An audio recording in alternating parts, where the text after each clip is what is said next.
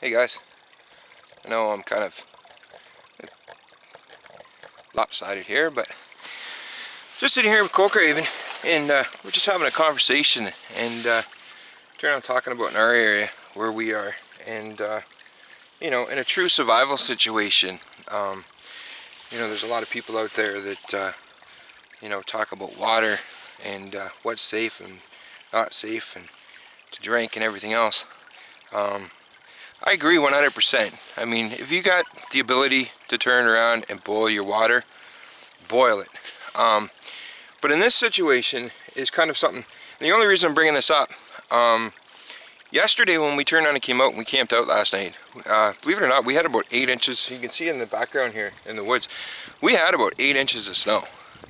And we've got a heat wave in our area today. Like, what was it? Temperature was, where were we?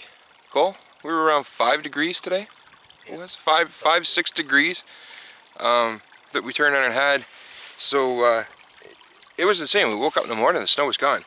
Now this is an example of what I'm getting at, is that this kind of water here, as it's running, as you can see, in a true survival situation, would I drink it if I couldn't boil it? Most definitely.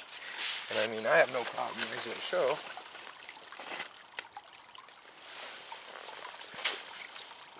I'm drinking it, and it tastes awesome. It's got that nice, as I say, nice gritty rocky taste. Now this comes something too that, from my personal experience from being in the military and stuff like that as well, and in survival. And the reason that I say that it's safe to drink, well, I shouldn't say it's safe to drink. There's very possible, you know, it might get something or cramps or whatever. But if you, bear with me for a second. Sorry about that, guys. Where we're sitting is on an old logging road. But my point is that this is all coming out, if you can see up the hill, with all the grass and stuff along the edge. This is all the snow melt that's pouring out. It's getting filtered. Now sure, there could be a virus or there could be something in it, but overall, I mean, it's like Kullcraven made the point, and a valid point, that you know, in a true survival situation, 3 days without water, man, you're dead. Sure, I could turn it on and drink it, and I might turn it on in 3 days, you know, end up with, I can never say it right, cryptosporidium and Gerardia, that, you know, I'm going to end up with, you know, the poo-poos, we'll turn it on and say. But you know what, I'd rather bear that with the chance of being out within the 3 day in a survival situation than turn on and dying of dehydration. And now I know that some of us, as we talk about, you know, might not have experienced that kind of thing. I can't say that I've totally experienced dehydration to a full extent, but I've gone, you know, without a day or two, without water.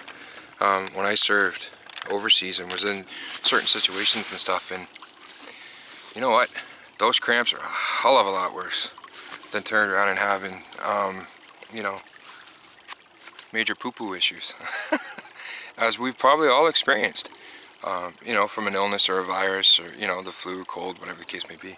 So I just wanted to throw that out there. Would I drink it? Sure I would.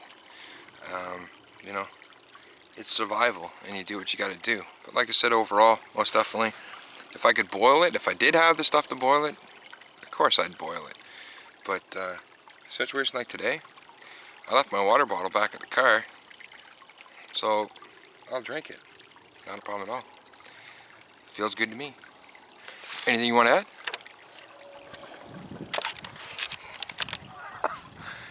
On spotlight. Me myself, like he says, it's good to boil it, and that is what you should do to kill the bacteria and the viruses and so on.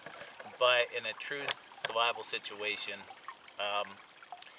you know, a day or two without water, you're already feeling, you know, even a day without water, you're feeling some effects of it. And so the third day, you go unconscious. Everybody's different, of course. people will take longer, some people will take less. So it's, you know, a lot of survivalists have said, and I agree, I would drink this. It's running water. It's clear water. I know it is snow, you know, snow melt. That's what this is. This is snow melt. I can look up through there 40, 50 feet, and I see there's no dead carcass laying there. So that's being filtered down through the sand and rocks and such as it comes down through. So that's helping as well. So I would drink this in a survival situation, because most people are found within, you know, 3 days. And I am not positive, but I heard it usually takes about 3 days for you know, illnesses from drinking water or whatever to affect you. So, you know, you're going to be found, you know, with cramps in your stomach maybe, and diarrhea and such. But you're going to be found alive, not unconscious. Because if you're not thinking straight, you got wicked headaches, you're, you know, by day 2 and such. And you're just going to, you know, you're going to be messed up. And then once you pass out, you're not getting any more water.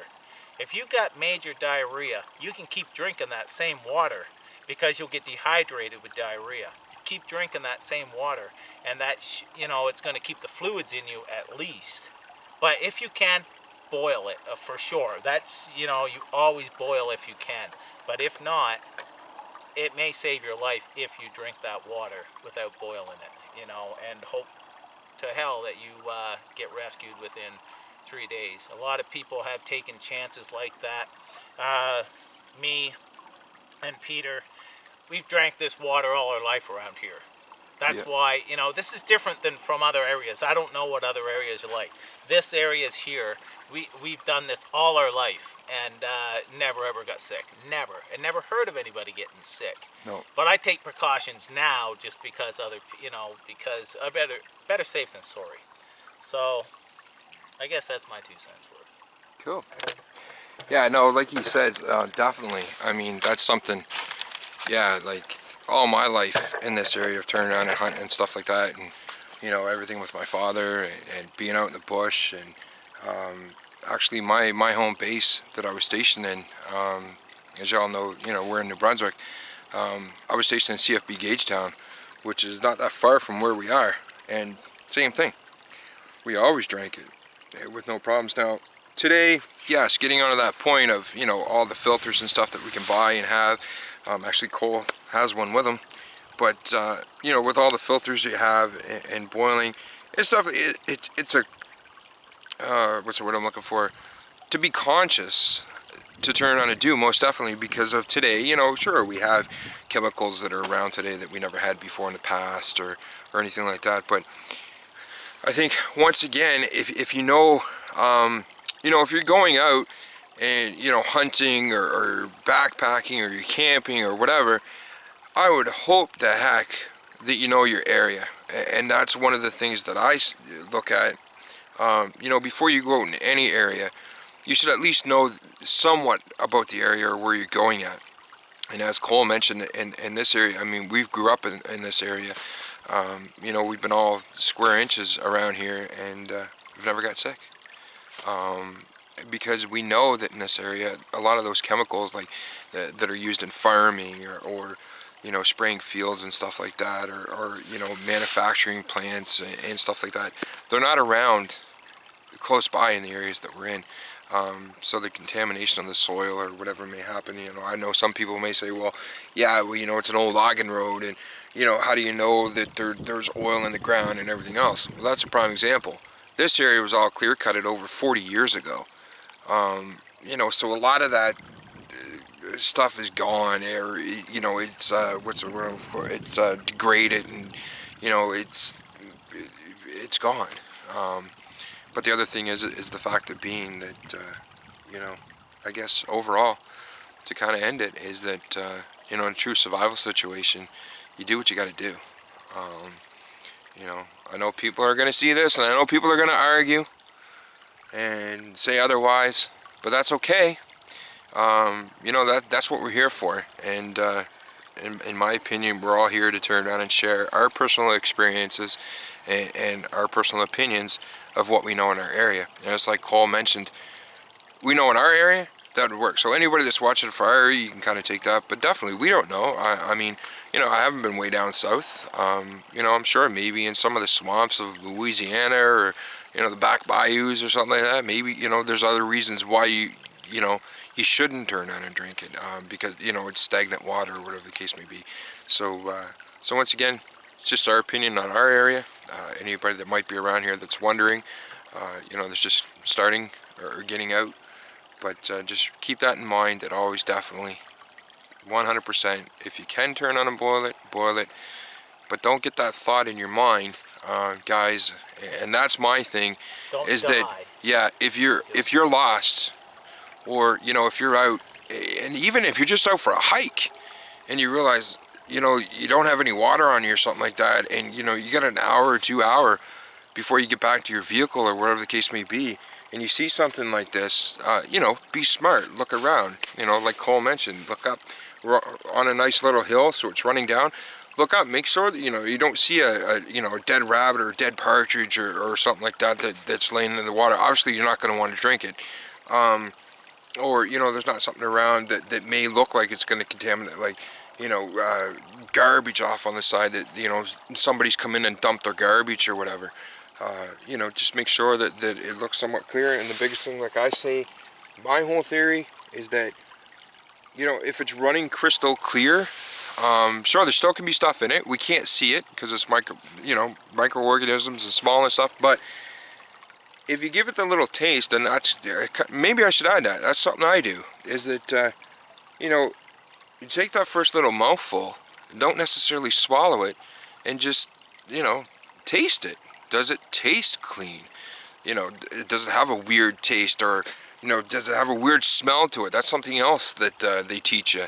You know, is it giving off a weird odor, or, you know, when you do taste it, does it taste funny or whatever? That's why I mentioned, like, for me, when I drink it, I taste rock. That's all I taste. I mean, it'd be no different, you know. And I'm different, guys. Pick it up. Lick the rock. Taste what it tastes like. Does the water taste the same? Chances are, you know, that's it. Like, sure, it might have something in it, and I could be putting a video up in a couple of days going, take back everything I said.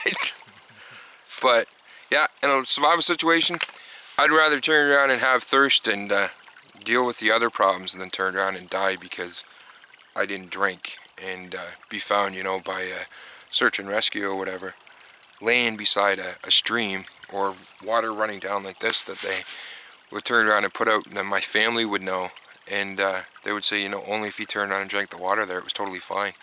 You would have survived.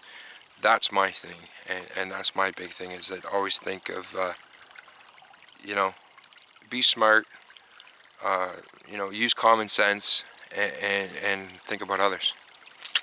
So for now, we'll cut that off, and we may be back again. Talk to you later.